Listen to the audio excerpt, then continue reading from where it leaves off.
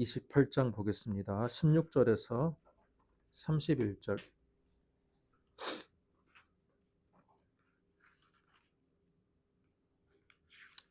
사도행전 28장 16절에서 31절까지 보겠습니다. 신약성경 237쪽입니다. 저와 여러분이 한 절씩 교독하겠습니다. 우리가 로마에 들어가니 바울에게는 자기를 지키는 한 군인과 함께 따로 있게 허락하더라. 사흘 후에 바울이 유대인 중 높은 사람들을 청하여 그들이 모인 후에 이르되, 여러분 형제들아, 내가 이스라엘 백성이나 우리 조상의 간섭을 배척한 일이 없는데 예루살렘에서 로마인의 손에 죄수로 내준 바 되었으니, 로마인은 나를 신문하여 죽일 죄목이 없으므로 석방하려 하였으나 유대인들이 반대하기로 내가 마지 못하여 가이사에게 상소함이요 내 민족을 고발하려 하는 것이 아니라, 이러므로 너희를 보고 함께 이야기하려고 청하였으니 이스라엘의 소망으로 말미암아 내가 이 쇠사슬에 매인 바 되었노라. 그들이 이르되 우리가 유대에서 내게 대한 편지도 받은 일이 없고 또 내 형제 중 누가 와서 네게 대하여 좋지 못한 것을 전하든지 얘기한 일도 없느니라. 이에 우리가 너희 사상이 어떠한가 듣고자 하니 이 바에 대하여는 어디서든지 반대를 받는 줄 알기 때문이라 하더라. 그들이 날짜를 정하고 그가 유숙하는 집에 많이 오니 바울이 아침부터 저녁까지 강론하여 하나님의 나라를 증언하고 모세의 율법과 선지자의 말을 가지고 예수에 대하여 권하더라. 그 말을 믿는 사람도 있고 믿지 아니하는 사람도 있어. 서로 맞지 아니하며 흩어질 때에 바울이 한 말로 이르되, 성령이 선지자 이사야를 통하여 너희 조상들에게 말씀한 것이 옳도다. 일러스되 이 백성에게 가서 말하기를 너희가 듣기는 들어도 도무지 깨닫지 못하며 보기는 보아도 도무지 알지 못하는도다. 이 백성의 마음이 우둔하여져서 그 귀로는 둔하게 듣고 그 눈은 감았으니 이는 눈으로 보고 귀로 듣고 마음으로 깨달아 돌아오면 내가 고쳐줄까 하리라 하였으니, 그런즉 하나님의 이 구원이 이방인에게로 보내준 줄 알라. 그들은 그것을 들으리라 하더라. 바울이 온 이태를 자기 셋집에 머물면서 자기에게 오는 사람을 다 영접하고 같이 읽습니다. 하나님의 나라를 전파하며 주 예수 그리스도에 관한 모든 것을 담대하게 거침없이 가르치더라. 아멘.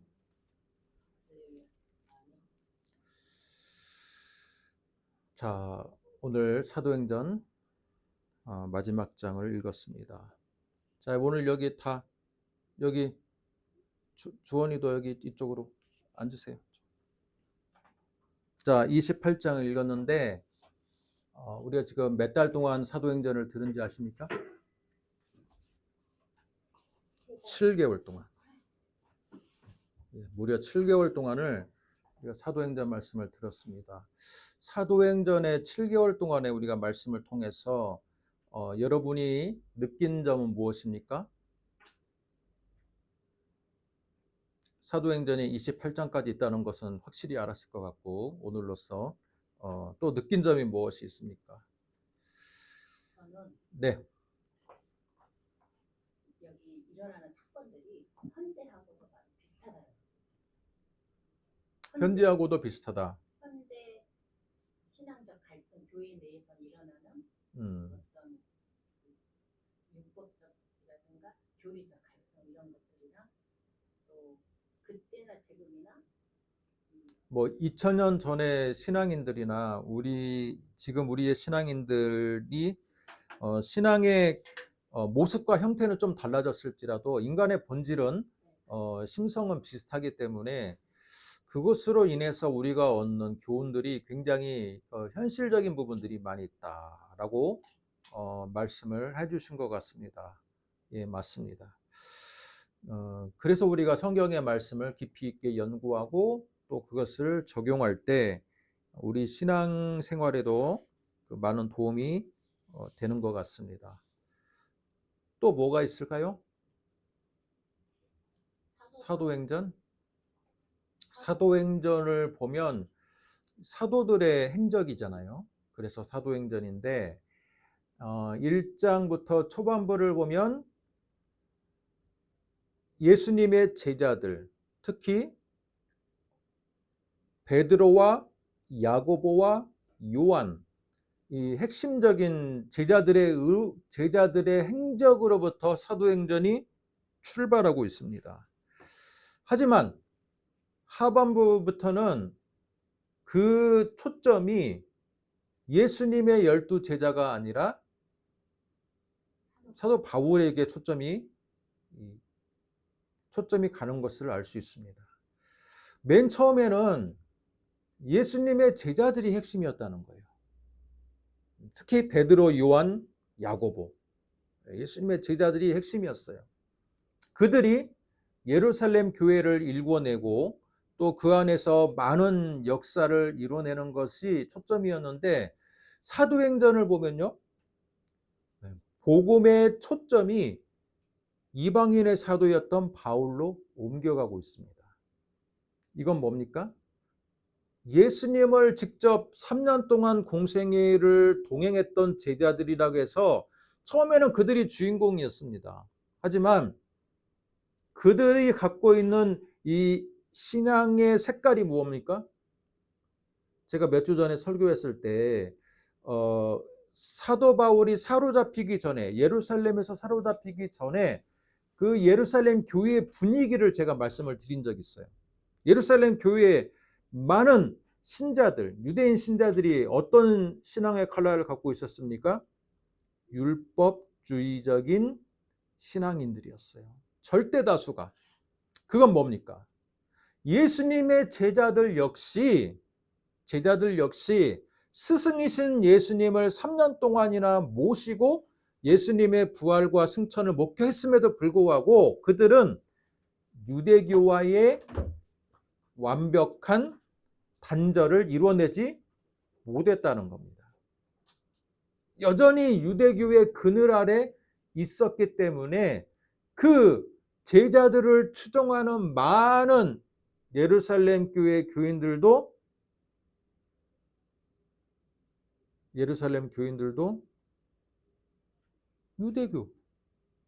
유대교의 칼라를 갖고 있는 크리스찬이었던 거예요.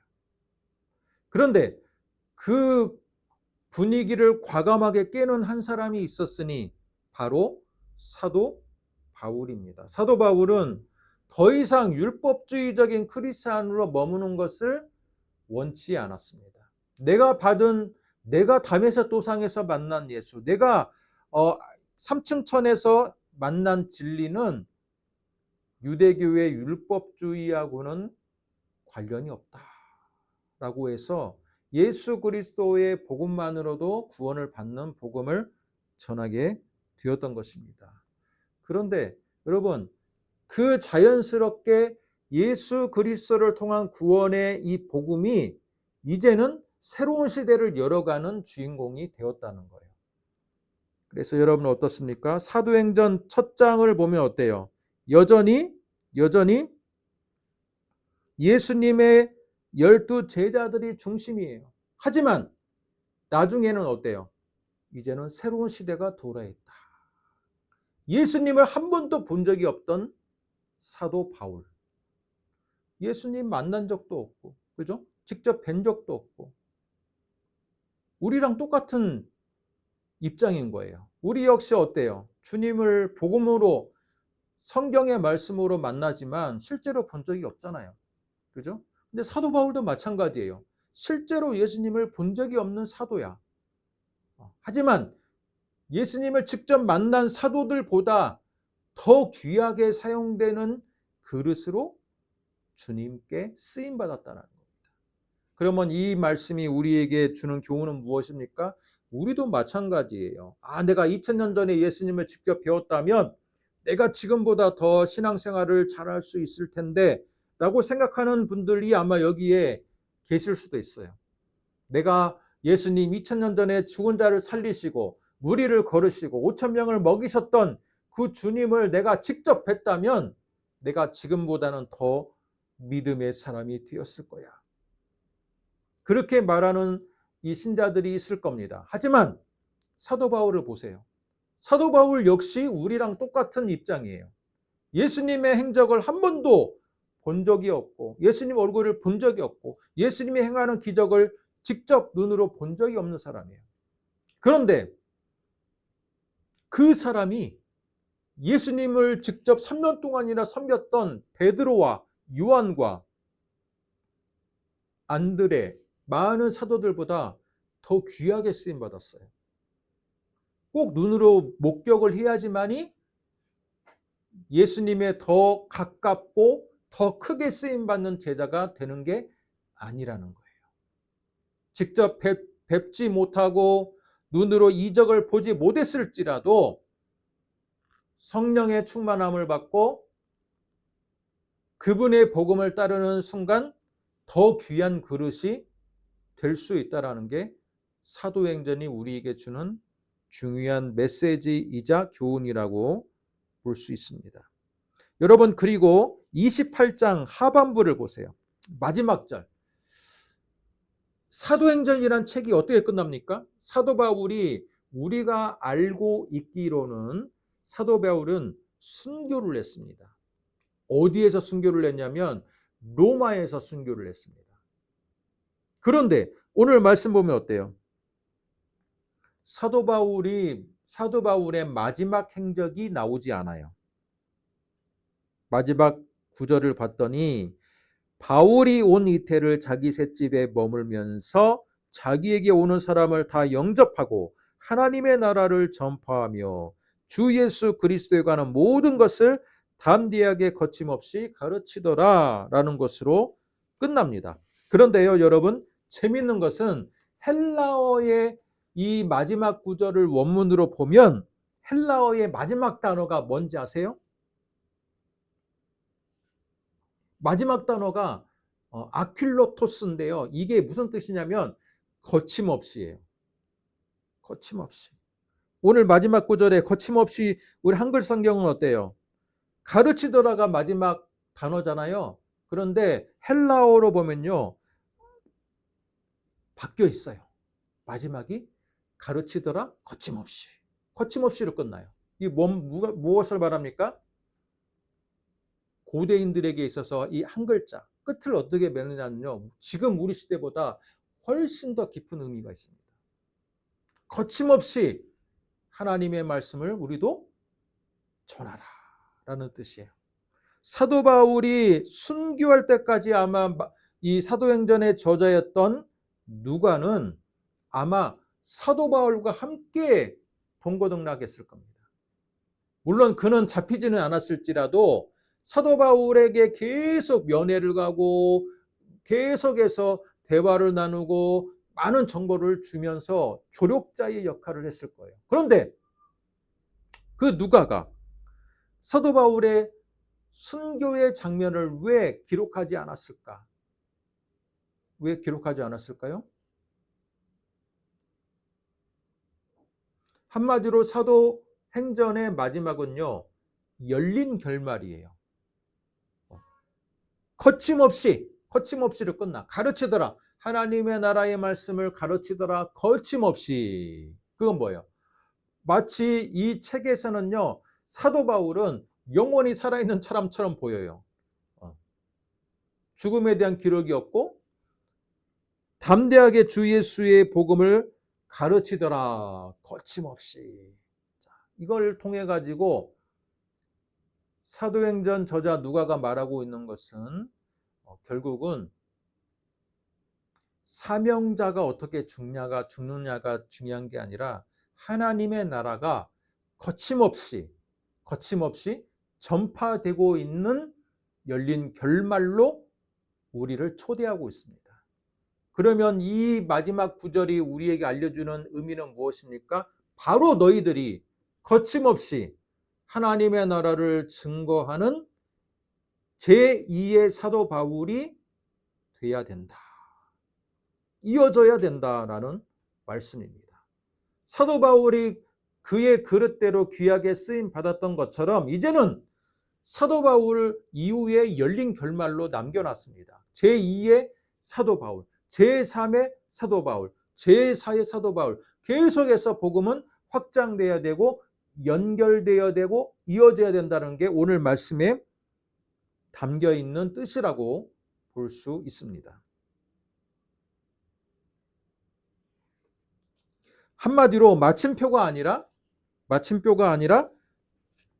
계속해서 이어지는 열린 결말로 사도 바울은 맞춰지고 있다라는 겁니다. 사도행전의 28장 우리가 7개월 동안의 말씀을 들었을 때 또 한 가지 알 수 있는 점은 무엇이냐면 사도행전에서의 주인공은 인물이 아니라 바로 예수 그리스도와 성령이라는 겁니다. 예수 그리스도와 성령. 사도행전의 처음에는 제자들이 나옵니다. 12제자들이 나와요.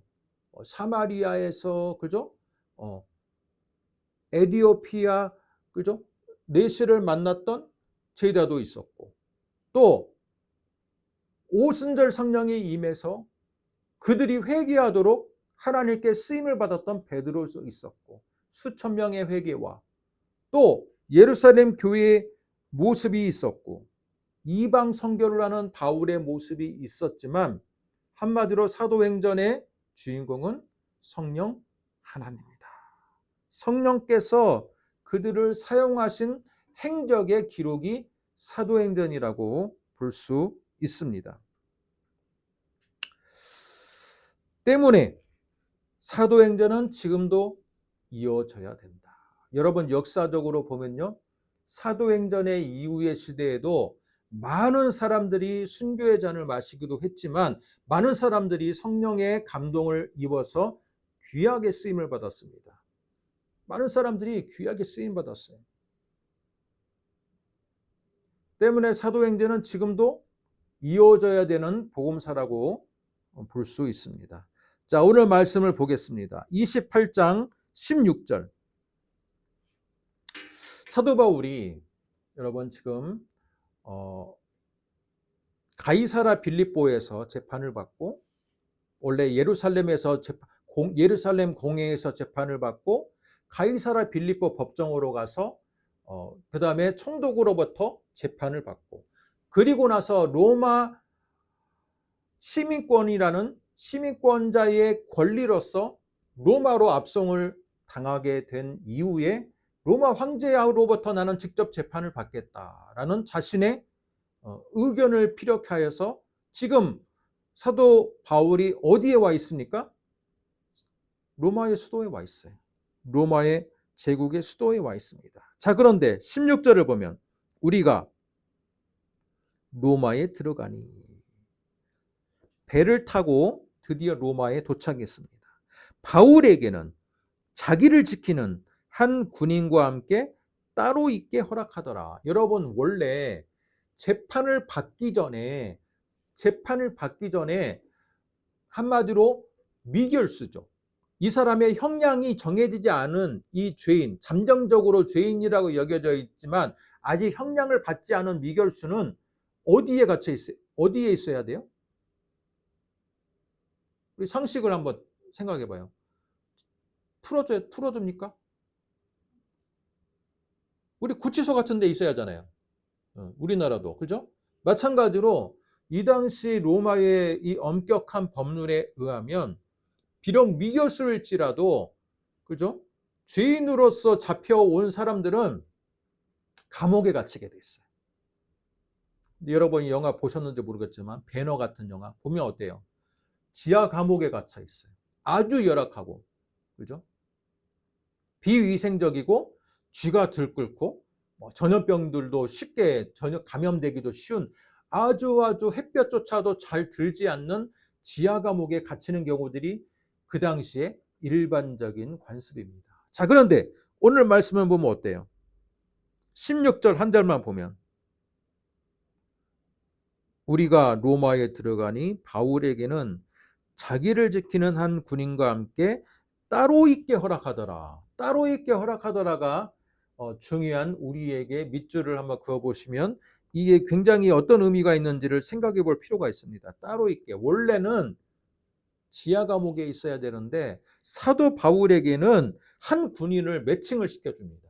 이 사람을 전담해주는 군인, 감시하는 군인, 그리고 따로 있게 하더라라는 건 뭐예요? 지하 감옥에 갇히지 않았다라는 거예요. 그리고 17절을 봤더니 사흘 후에 바울이 유대인 중 높은 사람을 청하였다. 여러분 이걸 볼 때 바울은요 지하 감옥에 갇히면요 이 사람들과 완전히 이 차단되는 그 완전히 고립된 공간이거든요. 그런데 오늘 16절과 17절 그리고 그 이후의 구절을 우리가 생각해 보면요 바울은 가택연금을 당한 거예요. 가택연금. 한마디로 로마 정부가 사도 바울에게 아주 많은 혜택을 주고 있다라는 거예요. 왜 사도 바울이 그런 혜택을 받았을까요? 사도 바울을 로마 정부가 알고 있었을까요? 아니면 사도 바울이 어떤 위에 있는 고위 관직자와의 어떤 인맥이 있었을까요? 그렇지는 않아요. 하지만 그 당시의 문화를 고려해 보면요. 로마 시민권을 갖고 있는 것 자체가 엄청난 특권과 권리입니다. 로마 시민권자에게는요, 함부로 우리로 소위 말하면 곤장한데도 때릴 수가 없어요. 이 사람이 아무리 죄가 있다라고 잡혀왔을지라도 형량이 정해지지 않은 상태에 있는 미결수에게는요, 곤장한데도 때리면 큰일 납니다. 그만큼 로마 시민권자의 시민권이 시민권자가 갖고 있는 이 우리로 말하면 거의 주민등록증 같은 거죠. 시민권자의 이 시민권이 엄청난 권리가 있는 거예요. 자, 그래서 사도 바울을 지하 감옥에 가두지 않고 가택연금을 하는데 군인 한 사람을 다 붙여준 거예요. 가택연금은 어때요? 주변의 면회가 자유롭습니다. 밖에 나가지는 못하지만 여기 외부의 사람들이 면회를 신청하면 그 정해진 시간에 면회를 할 수 있는 거예요. 자, 오늘 말씀을 봤더니 사도 바울이 23절을 보세요. 그들이 날짜를 정하고 그가 유숙하는 집에 많이 들어왔다. 여러분 한 사람 1대1로만 접견한 게 아니라 사도 바울이 이 전한 복음을 듣기 위해서 유대인들이 초대를 받았어. 어떤 정해진 날에. 그런데 사도 바울이 아침부터 저녁까지 강론했습니다. 어디에서? 자기가 잡혀 있는 가택에서 사람들이 다 모아놓고 거기서 아침부터 저녁까지 강론할 정도로 자유로웠다는 겁니다. 그만큼 많은 혜택이 있었다라는 겁니다. 전 이걸 통해 가지고 어떤 걸 느낀지 아십니까? 만약에 베드로가 사도 바울처럼 잡혔다면 여러분 높은 베스도 총독에게 와가지고 그들과 막 재판을 하고 또는 나는 로마 가서 재판받겠다 해가지고 배 타고 가고 또 지하 감옥에 갇히지 않고 가택연금을 당했을까요?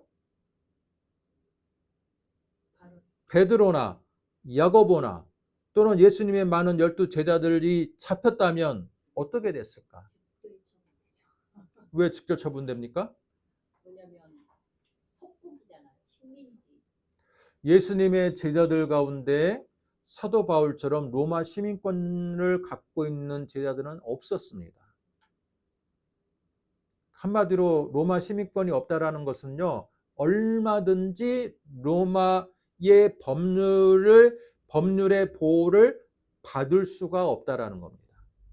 유대인들이 자체적으로 돌로 쳐서 죽일 수도 있고, 그리고 백부장이나 또는 천부장들이 즉결 사형을 내려도 누가 그것에 대해서 이유를 제기할 만한 사람이 행정적으로 없다라는 거예요.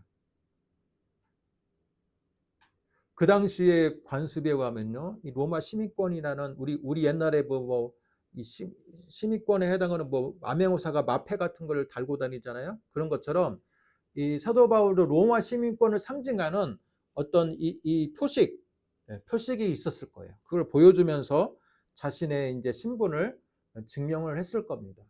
로마 시민권자에게는 형량이 정해지지 않은 상황에서는 최대한의 권리가 보장이 됐다라는 겁니다. 자, 이걸 통해서 알 수 있는 건 뭐예요?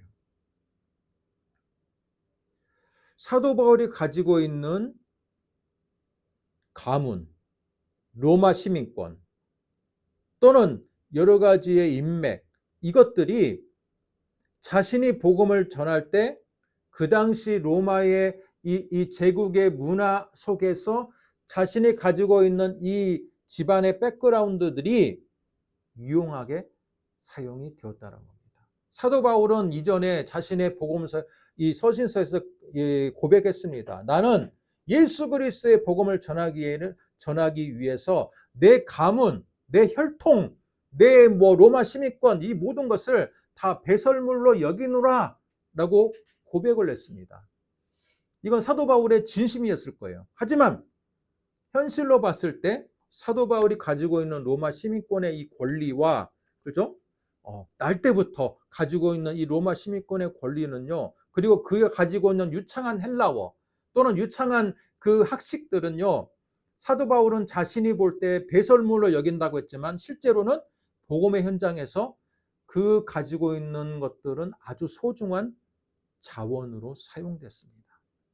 사도 바울은 어때요? 이후에 예수님의 제자들은요, 그냥 돌에 맞아 죽거나 직결 처분당했습니다. 그죠? 재판을 이 법적인 보호를 받지 못해서 그렇게까지 이렇게 사도 바울처럼 오랫동안 하나님의 나라의 말씀을 잡혔음에도 불구하고 전할 수 있는 기회를 얻지를 못했습니다. 역사적인 기록에 의하면요, 사도 바울은 가택연금을 2년 이상을 가택연금을 당했는데도 그는 생명을 보존할 수 있었고 2년 동안이나 복음을 전할 수가 있었어요. 엄청난 혜택이지 않습니까? 그리고 또 알려진 그 기록에 의하면 로마의 그 재판을 받아가지고요, 로마인들은요 종교에게는 관대했습니다. 자기들이 식민지가 삼고 있는 종교의 이 종교적인 문제에는 관대했어요. 그래서 이 사람은 죄가 없다 해서 풀려났다고 합니다. 그러다가 나중에 네로 왕제 박해 때 이제는 기독교가 박해가 되면서 잡혀서 그때는 순교를 하게 됐다라고 해요. 중요한 것은 내가 가지고 있는 자원을 하나님은 사용하신다라고 합니다. 사도 바울이 가지고 있던 학식 때문에 학식이 어때요? 이방인의 사도로서 그는 적격이었던 거예요. 예수님의 12사도 중에서 이방인의 사도와 바울처럼 1차, 2차, 3차 여러 지방을 아우르면서 복음을 전하기에는 어때요? 예수님의 12제자들은 그만큼의 학식과 그만큼의 지원이 없었어요. 사도 바울이 가지고 있는 그 학식이 나중에는 귀하게 사용되는 그릇이었다는 겁니다. 마찬가지입니다. 지금 우리 시대 때 예수를 믿는 사람들이 가지고 있는 이 배경과 그죠? 나의 자원과 나의 학식과 나의 또는 부와 이런 것들은요. 하나님이 사용하시기에 귀한 자원이 됩니다. 다 예수 믿는 사람이라고 해서 내가 가난해야 되고 못 배워야 되고 여러분 그런 편견을 우리가 가질 필요가 없어요. 하나님은 부유한 사람이든 가난한 사람이든 많이 배운 사람이든 못 배운 사람이든 그들의 형편을 생각하지 않고 다 부르세요. 그랬을 때 누가 더 귀하게 쓰임받아요? 이왕이면 내가 더 가진 게 더 많았을 때, 내가 베풀어 줄 수 있는 게 더 많았을 때, 내가 더 많은 권력이 있을 때, 내가 가지고 있는 자원을 사도 바울처럼 더 귀하게 사용할 수 있다라는 겁니다.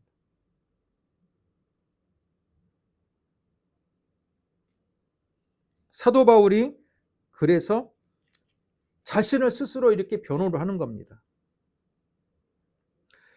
18절 로마인은 나를 신문하여 죽일 제목이 없으므로 석방하려 하였다. 맞아요. 베스토 가카도 그렇고 그죠? 그 사람들은 사도 바울 보니까 이건 종교적인 문제야. 여기 누구를 죽이거나 해한 것도 아니고 그죠? 이건 종교적인 문제이기 때문에 로마의 기본적인 입장은요, 그 식민 속국의 종교적인 문제에 대해서는 관여하지 않는다. 이 1차적인 입장이야. 풀어주려고 했더니 유대인들 대제사장부터 해가지고 고위 권력자들이 난리가 난 거야. 이제 풀어주면 안 되겠거든. 분위기가 너무 나빠질 것 같으니까 그냥 계속 잡아두고 있다가 그냥 로마로 보내버린 거예요. 이제 자기가 괜히 풀어줬다가는 이거 근닥에서 큰 죄도 없는데 사도 바울을 죽일 수도 없고, 그죠? 로마 시민권자인 이 사람을 죽일 수도 없고 하니까 그냥 한마디로 로마 정부한테 토스를 해버린 거예요. 그런데 결국은 사도 바울 가택연금이 되어 있는 사도 바울의 소식을 듣고 유대 지도자들이 또 모입니다. 자, 22절. 이에 우리가 너의 사상이 어떠한가 듣고자 하니 이 파에 대하여는 어디서든지 반대를 받는 줄 알기 때문이라 하더라. 여러분, 이 로마라는 수도, 로마의 수도, 로마 도시에서 회당에 있는 사람들, 유대교인들이 사도 바울의 가택연금이 있으니까 접견을 합니다. 그리고 야, 너 네 사상 한번 얘기해봐. 이제 소문을 들었어. 자, 이 사상이 어때요?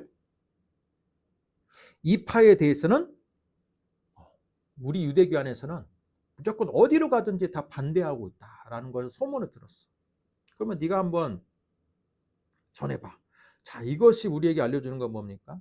아직 유대교와 기독교가 분리가 안 됐어요. 유대교 입장에서는요, 이게 갈릴리파 같은 신생파가 되는 거야. 유대교의 또 다른 분파라고 생각하는 거예요.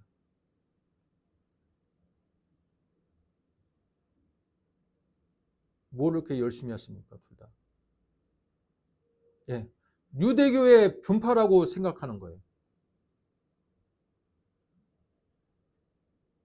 유대교의 분파라고 생각하니까 야, 너의 한번 주장을 들어보자 라고 하면서 날짜를 정하고 바울이 아침부터 저녁까지 강론을 하니, 바울이 그가 가지고 있는 학식을 가지고 구약의 율법과 구약의 말씀부터 해가지고 구약의 예언의 성취에 대해서 계속 강론을 합니다.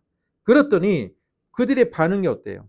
그 말을 믿는 사람도 있고 믿지 아니한 사람도 있어 서로 맞지 아니했다라고 합니다.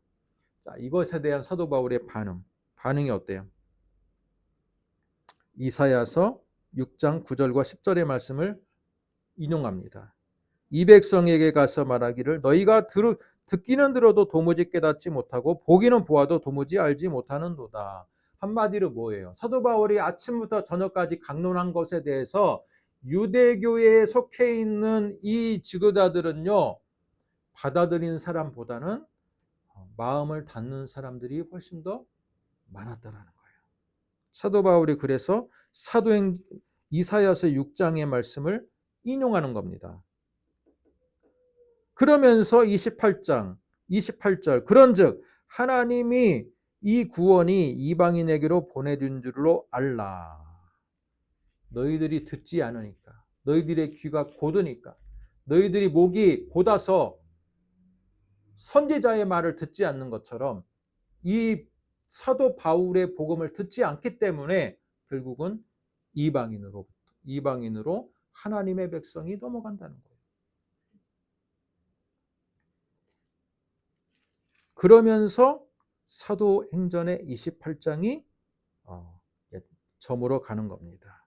30절 바울이 온 이태를 자기 셋집에 머물면서 자기에게 오는 사람을 다 영접하고, 셋집이라고 표현하는 건 뭐냐면 가택연금을 당하는데 여러분 어떤 집을 빌려야 되는 거잖아요. 감옥이 아니니까. 근데 그 집을 로마 정부가 세를 얻어주는 게 아니라 사도 바울이 가지고 있는 자신의 재산을 출연해서 그 집을 하나를 세를 얻은 거예요. 내가 이 집에 가택연금을 당하는 집을 사도 바울이 정하는 거야. 이 집을 내가 딱 구입을 한 게 아니라 새 집이라는 거 보니까 세를 내고, 연세를 내든 월세를 내든 세를 내고 그 집을 구하는데 그 집이 많은 사람들이 들어올 정도로 넉넉한 집이었던 것 같아. 그러니까 자기가 강론을 하지. 자, 이걸로 알 수 있는 건 뭐예요? 사도 바울은 자신이 가지고 있는 자원을 활용해서 복음을 전했다는 거. 자신의 신분, 자신의 재산, 그죠? 자신이 갖고 있는 또 바리사인이라는 또 그 과거의 지위, 그런 것들이 선교 현장에서는 귀하게 사용된다는 겁니다. 여러분은 하나님의 나라를 전할 때 여러분은 어떤 걸 사용하고 계십니까? 여러분이 가지고 있는 자원은 무엇입니까? 지혜. 지혜입니까? 믿음입니까? 우리가 가지고 있는 이 자원을 하나님은 활용하셔요. 아멘. 여러분 생각해 보세요. 신약의 신약의 27권이 그 성경 중에서 사도 바울의 서신이 거의 절반 가까이 되거든요. 그건 뭐예요? 예수님의 제자들이 더 예수님에 대해서 더 많이 알고 있어. 그죠? 생생히 알고 있습니다. 그러나 예수님의 직접 제자들이 쓴 서신을 보면요, 매우 짧고, 우리 교회의 기틀이 되는 이 서신은요, 사도 바울이에요. 그가 가지고 있는 지식이, 그죠? 기본의 배경이 복음에 대한 이해와 확장에 귀하게 사용되었다는 겁니다. 우리가 가지고 있는 것들을 그래서 여러분 소중하게 생각해야 됩니다.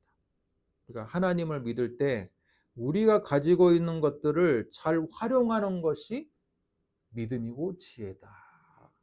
혹자는 그럽니다. 내가 가지고 있는 거 다 필요 없습니다.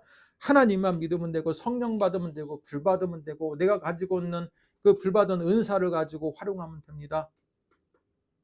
여러분, 하나님이 가지고 있는 우리에게 주시는 이 은사라는 귀한 선물도 내가 가지고 있는 지식과 학식과, 그죠? 내가 가지고 있는 자원을 통해서 그게 나오는 거예요. 그렇지 않고 모든 것을 내가 회심한 이후로부터 옛사람의 것들을 버린다 해가지고 버린다고 해서 다 버려지는 것도 아니고 그것을 활용하지 않는 것도 아니에요. 우리의 귀한 것들을 잘 활용하셨으면 좋겠습니다. 찬송가 가운데 이런 찬송가가 있습니다. 주님께 귀한 것 드려 젊을 때 힘다하라. 그죠? 내 마음과 정성을 다해 끝까지 싸워라. 모범을 보이신 예수. 자, 이런 찬송이 있는 것처럼 우리의 귀한 것을 드릴 때 이왕이면, 그죠? 이왕이면 우리의 자원을 잘 활용해서 드리는 그런 은혜가 있기를 바랍니다. 아멘. 유명한 장군 중에 메가더 장군이 있습니다. 우리나라의 인천 상륙 작전을 진두 지휘했던 미국의 유명한 해군의 장군이었죠. 그 장군이 한 말이 있습니다. 노병은 죽지 않는다. 다만 사라질 뿐이다. 라는 말이 있습니다. 저는 그 말에 빗대어서 사도 바울이 이런 말을 하는 것 같습니다. 사도는 죽지 않는다. 다만 사라질 뿐이다. 왜? 사도행전 28장은 사도 바울의 죽음을 묘사하고 있지 않아요.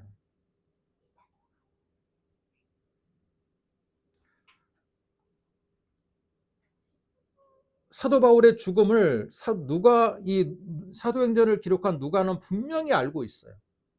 그런데도 불구하고 그의 죽음을 기록하지 않고 열린 결말로 끝을 맺습니다. 자, 사도행전 28장 마지막 단어가 뭐라겠습니까? 거침없이 주님의 복음은 확장된다라는 의미가 있어요. 열린 결말이에요. 이건 뭐예요? 사도 바울은 죽더라도 사도행전의 주인공은 사도 바울이 아니었다라는 거예요. 성령의 역사가 주인공이고 예수 그리스도의 복음이 주인공이어서 거침없이 그 다음 사람을 사도행전은 기대하고 있다는 뜻입니다. 아멘. 노병이 여러분 메가더 장군이 죽을지라도 그 사람의 죽음으로 모든 노병이 끊어지는 게 아닙니다. 그렇죠? 그 나머지 뒤를 이어서 많은 유능한 노병들이 계속해서 활동하는 것처럼 한 사람의 사도가 죽는다고 해서 그 이후에 복음은 끊어지는 거 아닙니다. 이어지는 새로운 사도가 제2의 바울이 나오고 제3의 바울이 나오고 제4의 바울이 나오게 돼 있어요. 그래서 열린 결말로서 사도행전은 끝을 맺는 것입니다. 우리의 삶이 죽기 전까지는 열릴 결말이라고 생각해요. 어때요? 한 사람이 죽음을 맞이하면 그 사람의 생애는 이제는 결말이 열린 결말이 사라지고 이미 완성된 결말로 끝나는 겁니다. 하지만 살아있는 동안에는 우리의 생애는 열린 결말이에요. 어떻게 우리의 삶이 종결될지는 아직 내가 현실을 어떻게 생각하고 구상하고 실행하느냐에 따라서 열린 결말입니다. 때문에 여러분, 하나님께서 여러분을 이 시간 부른 것은 여러분이 사도 바울처럼 그 여러분의 가진 자원을 잘 이용해서 어떻게 확장해 나가고 어떻게 아름답게 열매를 맺어가는지 하나님이 기대하고 있다는 뜻으로 사도행전 28장은 우리에게 알려주고 있다라는 것을 기억하셨으면 좋겠습니다. 아직도 끝나지 않는 사도행전, 지금도 우리의 삶 속에서 역사를 이어가는 사도행전, 그 속에서 내가 가지고 있는 자원이 하나님께 귀하게 사용돼서 여러분이 열린 결말을 향해서, 그죠? 더 아름다운 결실을 맺어가는 여러분 되시기를 주님의 이름으로 축복합니다. 기도하겠습니다. 하나님 감사합니다. 오늘 사도행전의 28장을 마지막 장까지 우리가 한번 7개월 동안 살펴보았습니다. 지난 7개월 동안에 우리가 사도행전을 통해서 진정으로 사도행전은 주님의 제자들이 자신이 가지고 있는 자원을 잘 활용해서 귀하게 쓰임받았던 행적이 이었다면 지금 우리 시대에도 하나님은 성령의 역사를 통해 우리의 자원을 활용하시기를 원하고 이를 통해서 더욱더 아름다운 열매를 맺어가기를 원하신다는 것을 우리는 말씀을 통해 듣습니다. 하나님 은혜 베풀어 주시고 오늘도 이후에도 우리의 삶이 더욱더 하나님께 귀하게 열매 맺는 복된 삶이 되게 하여 주옵소서. 예수님의 이름으로 기도드립니다. 아멘.